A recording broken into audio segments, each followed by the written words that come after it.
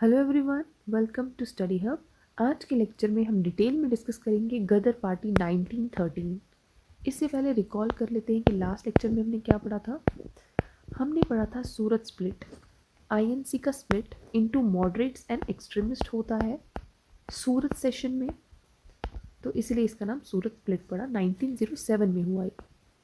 इसमें क्या था, जो मॉडरेट्स थे और एक्सट्रीमिस्ट थे, इनकी आइडियोलॉजी क्या थी। जो मॉडरेट्स थे ये चाहते थे कॉन्स्टिट्यूशनल रिफॉर्म्स, बट जो एक्सट्रीमिस्ट थे वो चाहते थे सेल्फ गवर्नमेंट, कि जो गवर्नमेंट होनी चाहिए वो इंडियंस की ही होनी चाहिए।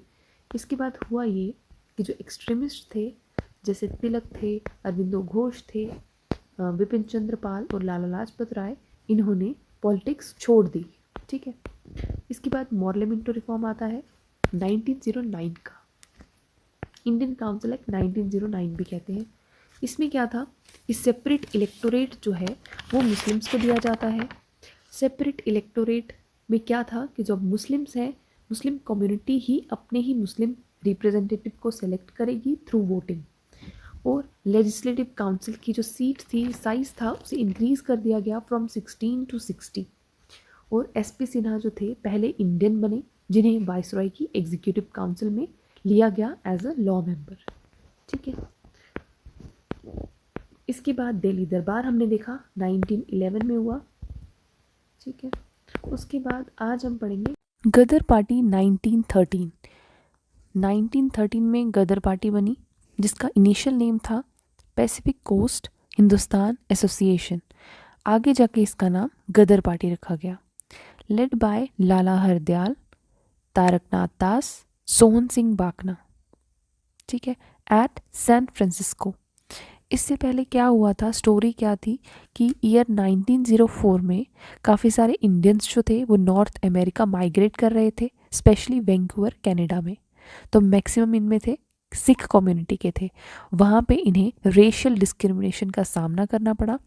उनको ऐसा लग रहा था कि हम इंडिपेंडेंट कंट्री को बिलोंग नहीं करते हैं, इसीलिए हमने ये यहाँ पे देखना पड़ रहा है। तो इन्होंने सोचा क्यों ना इंडियंस की इंडिपेंडेंस के लिए हम कुछ स्टेप लें। तो उसके बाद जो न्यूज़पेपर इन्होंने लाई वो थी द गदर, जिसके नाम पर इस पार्टी का नाम गदर पार्टी रखा गया। ठीक है। इसका हेडक्वार्टर सैन फ्रांसिस्को यूएसए में। इसका एम क्या था कि जो इंडियंस हैं उन्हें इंडिपेंडेंस दिलाना from British rule, to organise revolutions in all British colonies. और जो ब्रिटिश कॉलोनीज़ हैं वहाँ पे रेवोल्यूशंस लाना, जिसकी वजह से इंडियंस को इंडिपेंडेंस मिल जाए।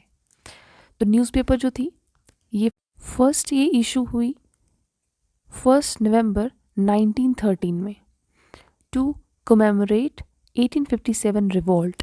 1857 जो रिवॉल्ट हुआ था उसकी याद में ये इशू जो किया गया 1 नवंबर को।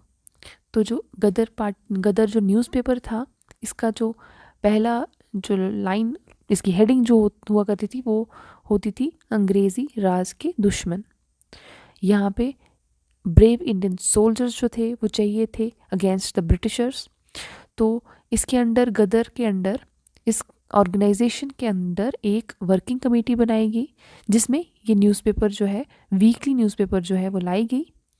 तो गदर का मतलब क्या होता है, रिवोल्ट। ठीक है। तो आज के टॉपिक को यहीं पे एंड करते हैं। अगर आपको हमारे लेक्चर्स पसंद आ रहे हैं, अगर आप लाइक कर रहे हो हमारे वीडियो लेक्चर्स को, तो ज़रूर शेयर करें, सब्सक्राइब करें हमारे चैनल को। Thank you.